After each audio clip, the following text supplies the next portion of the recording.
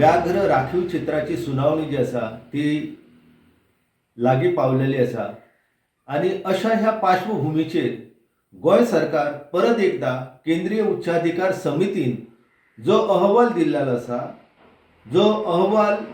गोंय सरकाराक सादर जाल्लो आसा, तर त्या अहवालाकूच आव्हान दिवपाचें काम जे आसा ते गोंय सरकारान चलयल्ल्याची बातमी जी आसा ती वर्तमानपत्रांत प्रसिद्ध जाल्लेली आसा। गोंय सरकार जे कितें करपाक सोदता तातूंतल्यान तेंच्यांनी स्पश्ट केल्लेलें आसा की ह्या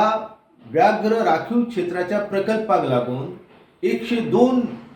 कुटुंबां जी आसा तेंचे पुनर्वसन करचें पडटालें। नेत्रावळी